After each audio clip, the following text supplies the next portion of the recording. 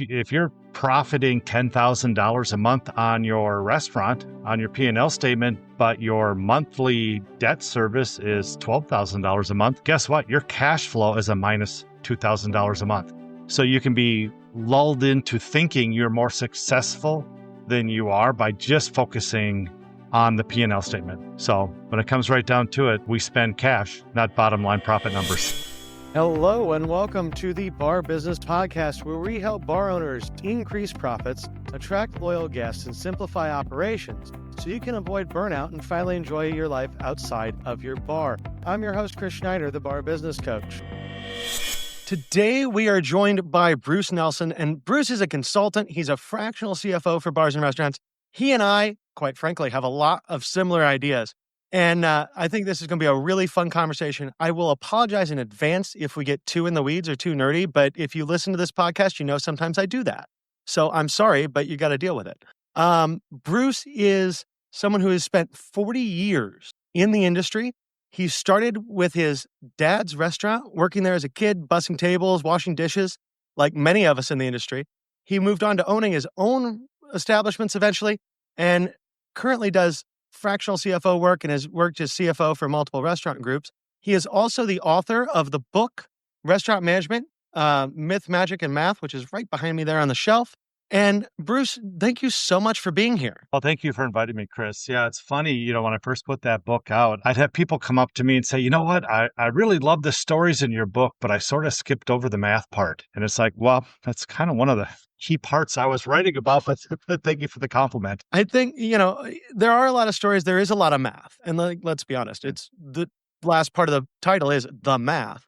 But even though there's a lot of math, I think the stories really help to illustrate what the math is and why it's there. Exactly. So today, I really want to talk through your book quite a bit, and we'll kind of go the myth, the magic, and then to the math, and then we'll see where we go in the middle here. But let's start with the myth. And one of the first things you say in your book, and something that I really like, because I'm also a Midwestern person. I know you're a Midwestern person. And we were all told growing up, hard work leads to good money. And if you just work hard, you will be successful.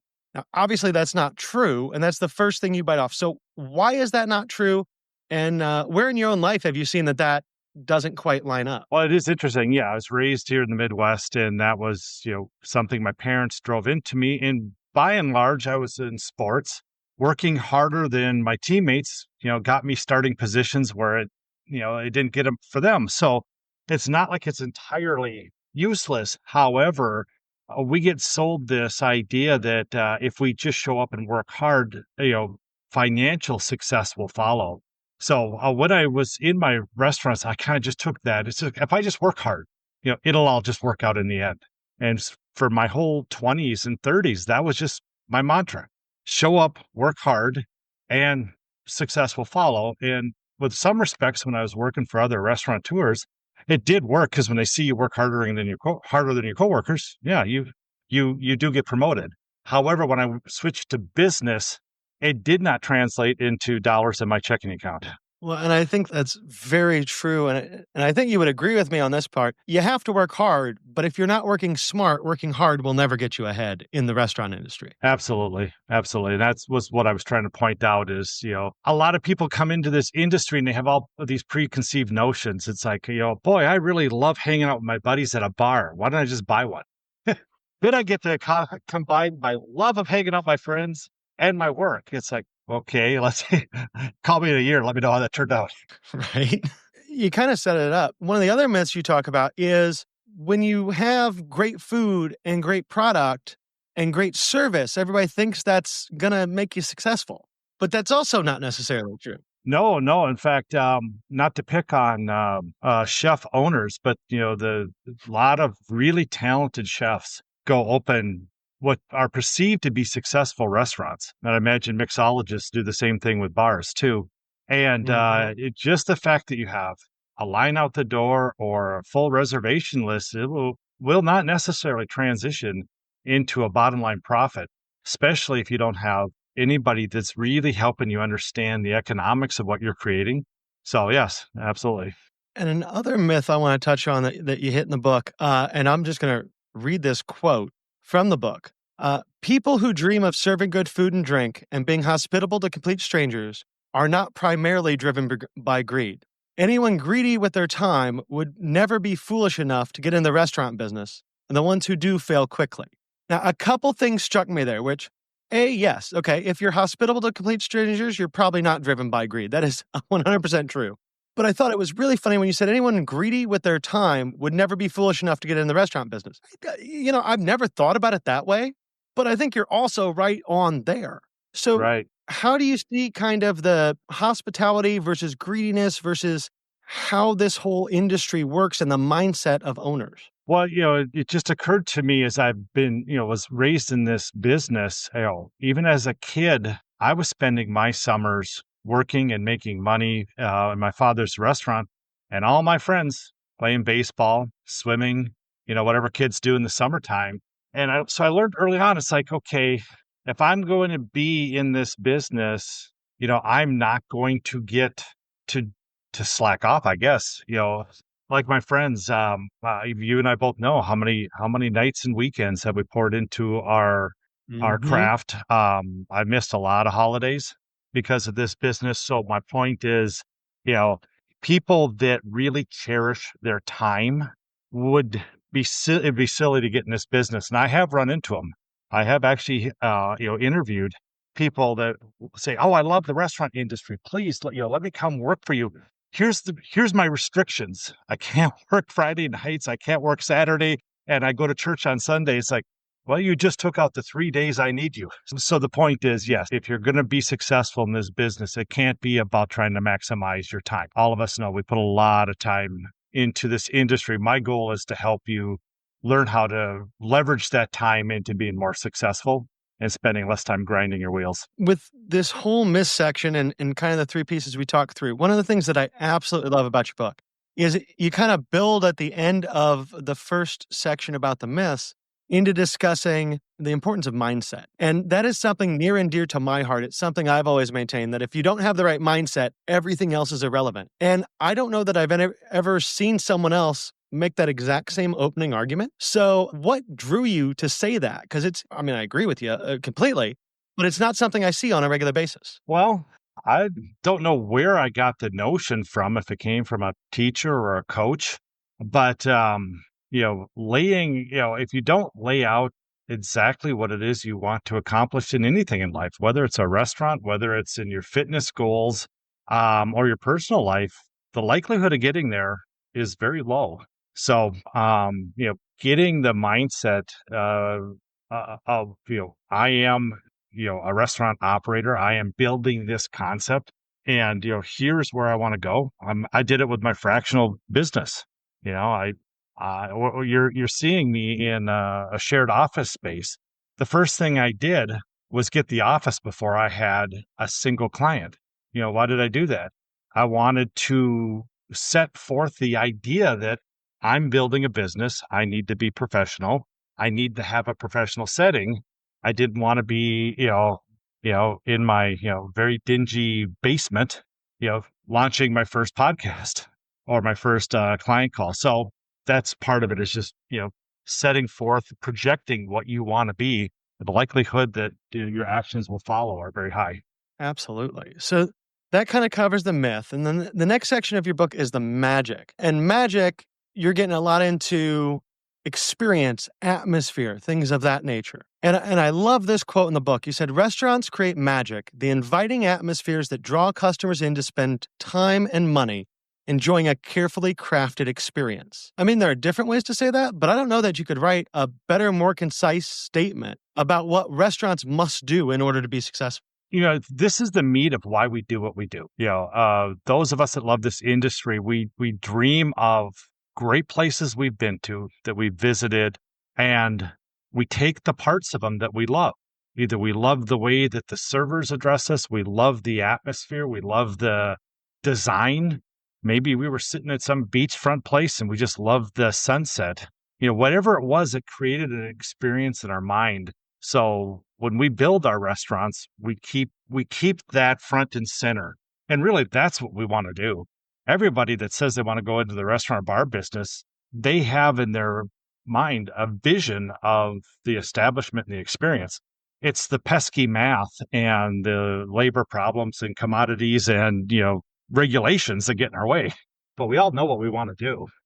We want to create a great experience, one that we want to live ourselves. That is so true. And something we were talking about right before we jumped into the recording that I just want to point out to everybody. There's this thing where you have to have the atmosphere, right? But the math still has to work. It always becomes like this balancing act between crafting the right experience and then making sure you can pay for it. Exactly. Yeah, it is. That's why really it takes all three of those to make this happen. And I don't want to underscore the myths. I mean, there's some of that stuff is what drives us to do crazy stuff like open a restaurant. But, but yeah, really, this finding that balance. If you are a front of the house guru, you love being in the kitchen, you love creating food, serving people, that's wonderful. Then you better find yourself a partner that can watch the numbers. And conversely, there's some people that are really good at numbers, but man, they stare at their shoes the minute they got to go face to face with the customer. So if you can't encompass both those traits, partner up with somebody that can fill the other half of that. One thing that you talked quite a bit about in your book was a restaurant you had owned called Portofino, which you got into, if I'm not mistaken, in 2000, which was probably for food service, I think, 2004 was probably one of the roughest times we've had in recent history. Yeah, I think I opened up 4 months before 9/11. So when 9/11 came into play there. So those of us that were back then was a crazy time, especially since this restaurant was in a resort town and, that shut down a lot of travel. But the thing is, even given that, if I think about what you had walking into that restaurant, you had skills, you had experience, you had a family that had been in the industry. Like, I was thinking from a consulting standpoint, as I was reading your book, I'm like, okay, I would have always said this guy is probably going to win. Yeah. But so did the bankers. Didn't. I know, right? I noticed that. The bankers, the investors, they all thought you were going to win too. So you were creating the magic, but I guess the best way to say it is fell short a little bit on the math. So walk us through that a little bit. Sure. Yeah, that was really the impetus of the book, because at the time I opened Portofino, I'd been in the business maybe 20 years. After graduating from college, I was working in the Minneapolis, St. Paul area for several large, very successful restaurants on the operations side. So I was privy to the financial statements, the KPIs, the metrics that these guys were using for success.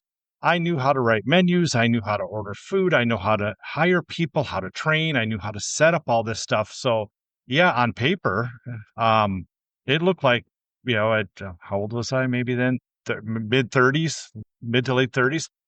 It was just going to be hitting it out of the park with this restaurant. So what I didn't know is I took all this experience I had and I just duplicated it. I emulated it. The restaurant I left was doing back then about 5.5 million, roughly 30% food costs, maybe 28% labor. So, under 60% gross margin. So I thought mistakenly that that's just the formula for success. So I built my whole model, said, let's hit a 30% food cost and let's hit this percent labor. And I thought that's just how this works.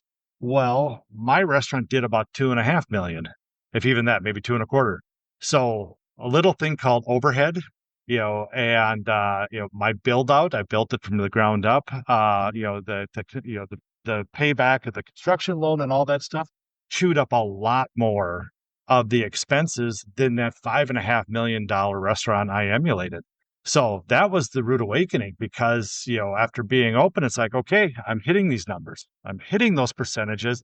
It should just start throwing off money, because it did for that other guy. That's where I really did the deep dive into figuring out, okay, what didn't I know? And I'll be honest, there's a lot of arrogance back there. I thought I knew it all after 20 years. I worked for the best. The best taught me enough to be dangerous, and I didn't listen to other people's advice. I thought I knew it all. So the reality was 13 months later, we closed the doors on that dream restaurant. And it was probably one of the saddest days of my life.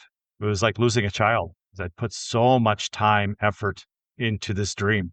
So I wrote the book because I thought if I can save somebody else from that pain, it's worth every moment. Absolutely. From that, because overhead is the thing that you pointed to in the book as well. I move on to the mass section, and you just have this whole way of working overhead into menu prices. And I have no clue if you came up with that on yourself by yourself or you got it somewhere, but it's something I have never seen before. This mathematical way to package it all together and say, okay, because the difference to your point between a $5 million revenue and a $2.5 million revenue is ability to absorb overhead. Yeah, it's interesting. I don't know if I've ever shared how I found that to any podcast or audience, but I was working for a technology company selling restaurant POS systems, and they hired a consultant to come in and teach them how to price their products to be successful. And the formulas that I adapted really came out of listening to a business consultant say, how do this is how you need to structure your your business model here to make money. And then after reviewing it, I started looking at saying, well, duh, every retailer that we deal with does this. Every grocery store, Walmart, Home Depot, everybody uses this model that I put in my book. Restaurants don't, but almost every other business model does, because if you're manufacturing a product, you have to know these things, right? Especially, you Mhm. think restaurants have low margins, wholesaling food products is even a lower margin. So I Absolutely. just simply adapted that and put it into a restaurant setting. And the idea there is what most people don't realize is every item you sell has to contribute to your profit, which means it's got to cover your cost of goods, your labor, and your overhead.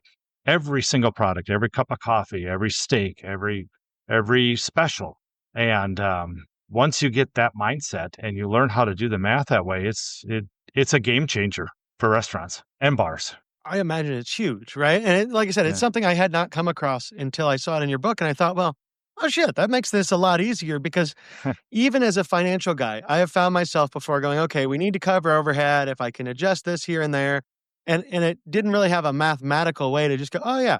And then I read it, and to your point, it's exactly what retailers Right. do, and I don't know why we don't, but I'm really glad you included that because to me, it's almost a revolutionary way to look at it. Where at the same time, it's kind of like a oh shit, why didn't you think about this before way of looking at it? Well, part of it is, I want people to have fun in this business, and, Hmm. to know that you have your menus and your bar priced appropriately just opens up the area to go actually focus on quality, service, atmosphere, all that other stuff.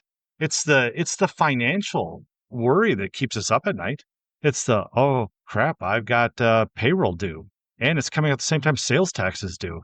How the hell am I going to cover those two things? And then I'm in the Midwest and look, a snowstorm's coming in, or I'm in Florida and a hurricane's coming Yeah, in. You know what I mean? So, absolutely. I wanted to make the math part, the financial part of running a restaurant, kind of a no brainer, so you can really focus on the fun stuff. Well, and I think that's wonderful because I know personally from working on the financial side that a lot of times people need to talk to us, but they don't like to talk to us, right? Because we are Yeah. definitely not the fun side. So if No. we can simplify our side, it can let them have more fun. Exactly. I would just say, nobody really, you know, comes asking me for help that's, been knocking it out of the park. If you've Right. if you've got everything dialed in, however you've done it, and believe me, I've seen some of the most weird ways people set up their finances and how they come up with menu pricing strategies. Sometimes I look and go, man, you're just plain lucky that your Yeah. sales and your pricing model happen to coincide with the part on XY axis that creates profit, because $1 million less, that model doesn't work. $1 million Mhm. more, you may be pricing yourself out of the market for this particular brand. So I think some Mhm. of it is luck. Some of it is if you're emulating other people that are playing in your space, it's not necessarily a bad thing. If you're a quick serve and you're serving barbecue, and the barbecue guy down the street has roughly the same footprint and the same menu, you probably would do okay saying, well, I'm going to set my prices roughly the same and I'm going to try to beat him because I'm better than him. Same thing with bars. I mean, I think a lot of people get caught in the fear factor of, oh my God, if the guy down the street is selling a martini for $8, if I have to raise mine to 9, they're not going to come drink here. I think that fear is wrong. I think you need to price your drinks based on what you need for a profit and what your experience dictates, and not worry about what the guy down the street's doing. But we are we are creatures of fear and habit. I wholeheartedly agree with you. And because I want to dive more into this pricing model, but I want to point out that in the book, you lay out basically 3 pricing models, and we've kind of touched on all of them just now. The first one being pricing based on competition, which I know from reading the book, and people that have listened to the podcast have heard me say that's probably the worst idea because you have no clue what their cost structure is. Right. Um, Especially if it's a bar that's been there for like 100 years and they own the Yeah. building and they charge way less than they should. And guess what? That works for them. Mhm. Um, the second one being basing price on fixed percentage, which you pointed out, if your overhead's different and if Right. your revenue is different, that's not going to work necessarily to compare apples to apples. But then the third piece being what we've been talking about, which is taking actual cost, overhead, and profit and smashing it all together. Right. Now, in doing that, one of the things that I was thinking about when I was reading the book and just popped into my head again was that to put all that together, you actually have to have some data. Right. So before you can even price properly, what do people need to do to get their financial house in order to be able to start to use some more advanced pricing and financial math? I need a clean profit and loss statement is all I need. It doesn't need to be sophisticated. The more detail you have in there, the better. I need to know your revenue, hopefully split by food and alcohol. I need to know what percent of food to alcohol your sales are. I need to know what your current food costs are, what your current liquor costs are, what your labor costs are. Those costs equal uh, prime costs. The difference between revenue and that is gross profit. Then I need to see what all the rest of your expenses and overhead are. Based on with that information, I can then calculate precisely what your overhead is. And the overhead is all the expenses less cost of goods divided into cost of goods. Don't even care about your sales at that point. I'm trying to figure out what percent of your expenses cover labor, heat, light, marketing, rent, and I'm going to come up with a factor. And, a good, healthy overhead factor is probably going to be 2 to 2.5 times your cost of goods. For that, for that example, you got $1 of cost. Say you're selling a cup of coffee, it's $1. A good, healthy restaurant will have $2 to $2.50 of overhead, which is labor and all the other costs. Okay, so once we understand that, we now know that a break even on selling that dollar cost item is $3 to $3.50. You very simply just take that overhead factor of 2 to 2 or 2.5 times the cost, the item, $1, and it gives you a break even of $3 and let's say 50 cents in this scenario. Okay. If I'm selling that cup of coffee for $3.25, doesn't matter what I do. I can't make money, right? I'm losing 25 cents. I need to sell that thing at $3.50 to break even. I need to sell at $3.75 or more to make a profit. So once we know what that break even is, the math to getting to what we need to charge for that item is simply dividing that break even number by the reciprocal of what I want to hit. So if I want to hit a 10% profit, I divide it by 0.9, and that will spit out precisely the number I need to do, which, by the way, is what every grocery store and Home Depot does and all these places is they take their landed cost, whatever it takes to put it on the shelf. They run it through a similar formula and said, this is what the price is. You ever wonder why grocery stores sell everything down to the penny? They're not going to waste time. They just let the math do it. Some will round, but most will just take it right to the penny. So that's really it in a nutshell, is, understanding how to come up with that formula. And as I said, I can, if I have an accurate P&L, I can tell you what that overhead is. The next thing I need to truly help you get the right price is I need to know what the cost of your item is. And this is where so many independent restaurants fall down. They have a vague idea. Yeah. Okay, I know it's going to be a shot and a half of Jack Daniels, and I think my Coke cost me 25 cents, and I'm going to throw in, whatever garnish. Um, they may know bars are easier to cost out in most cases than food, but if you don't have your menu cost out, then it really does get kind of difficult for me to do the final step of the engineering and tell you where to set that item. Because not every menu item, even though I can tell you what your food cost is, your P&L will tell me that, you know, um, it won't tell me where to set your hamburger and fries if I don't precisely know what it costs to make it. Absolutely. And it's something that I wish more people in the industry saw the value of knowing their costs down to the penny. Which, I mean, it sounds so Uh, stupid. And when I owned, I'll fully admit, when I owned a bar, I never did that yeah, good. because I was lazy. But Hmm. it's something I wish people did. And it's something I wish I did. Yeah. Softwares are getting better. I'm heading off to a restaurant finance development conference in Vegas in 2 weeks. A lot of tech companies will be there. I'm really looking for some next gen tech companies that will maybe be more intuitive in helping us do this. Mhm. Because it's the hardest part of running a restaurant, setting up the systems to track that inventory, adjust your pricing because, limes just went through the roof because there's a frost. You know what I mean? Mhm. All these multiple factors. And that's just on the cost side. And there's a whole bunch of other things hitting us on the expense side as well. Oh, absolutely. And something I want to point out about your book before I forget, talking about P&Ls and charts of accounts and stuff like that. In the back of the book is a fantastic example of a restaurant P&L that I will just say it's one of my favorites that I've ever seen.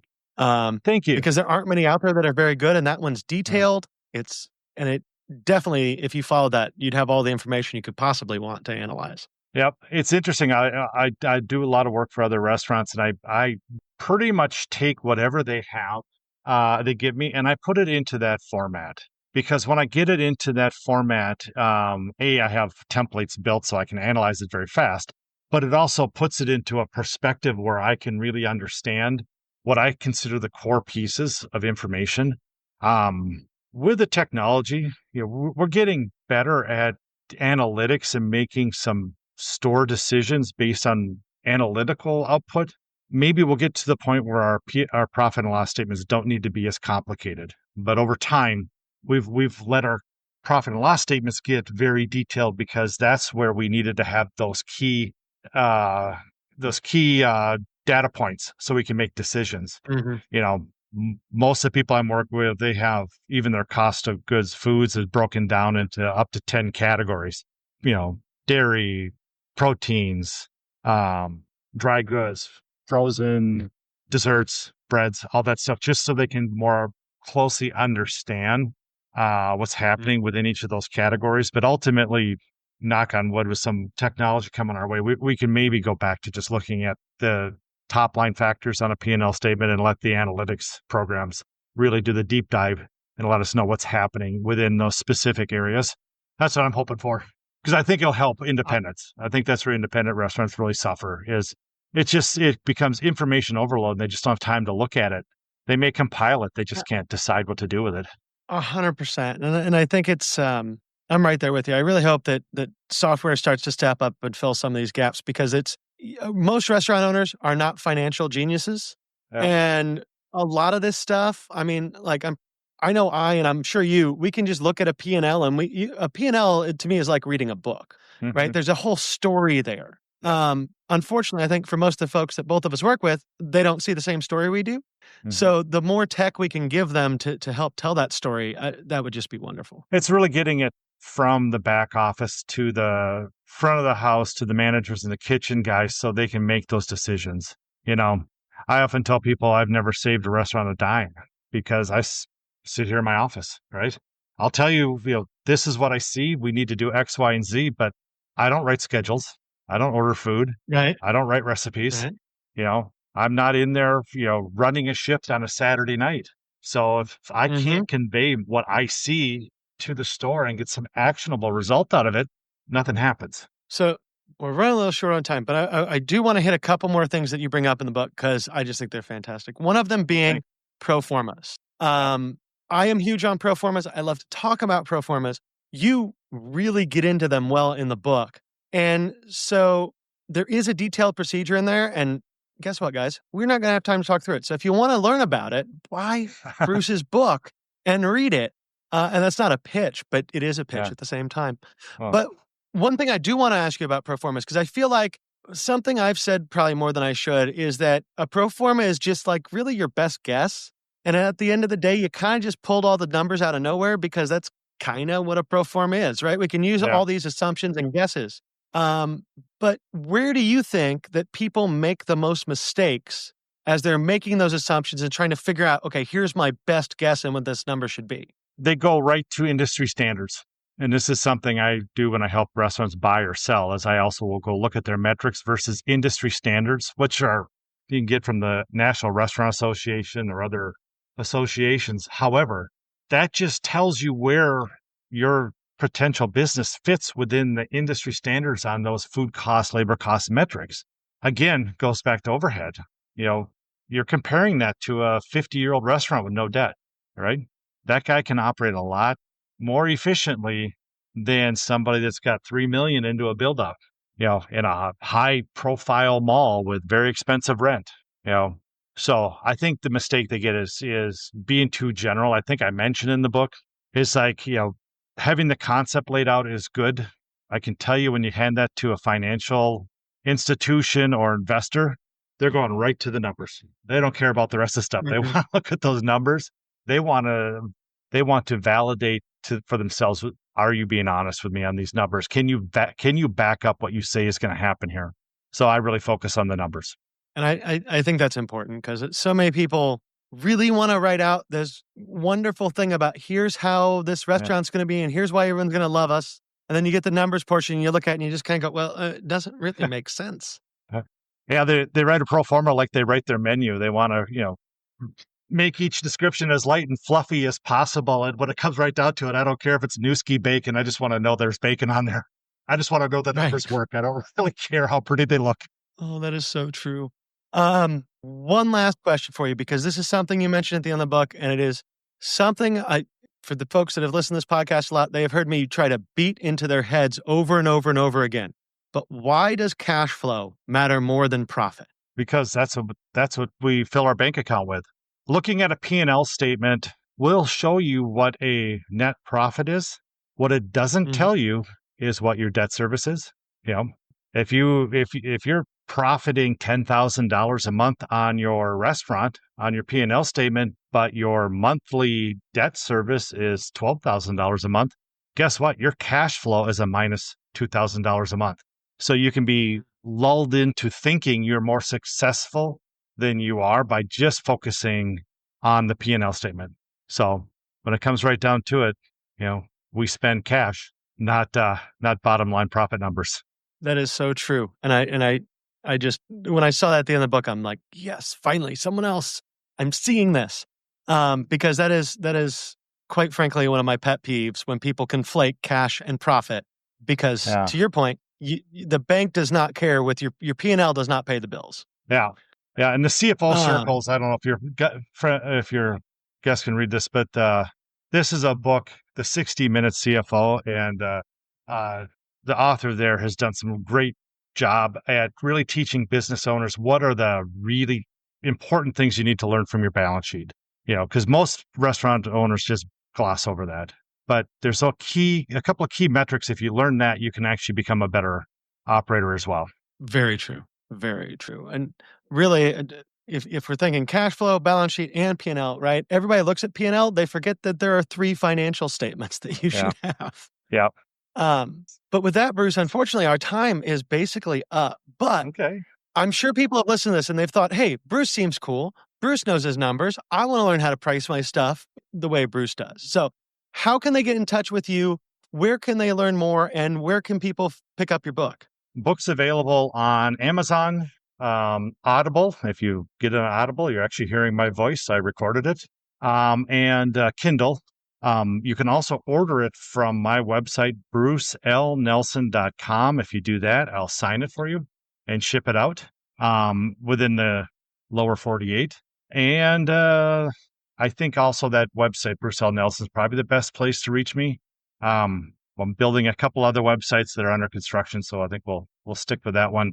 Yeah, I'm happy to talk. I take a lot of calls, so I'm happy to talk to operators. Oh, fantastic. We'll put the link to Bruce's website and the Amazon link to his book all in the show notes. So if you're listening, you want to get in touch with Bruce, you can just scroll down, click the link, and you'll be right there. But with that, Bruce, thank you so much for being here today. This has been a fantastic conversation. And yeah, just thank you for sharing the financial side of restaurants in a way that I think few people are able to. Well, you're so welcome, Chris, and thank you for inviting me. That about wraps it up for today. If you enjoyed today's insights, make sure you like, subscribe, and leave a review. If you are ready to take your bar to the next level, schedule a strategy session with me by clicking the link in the show notes below. Until next time, have a great day, and we will talk again later.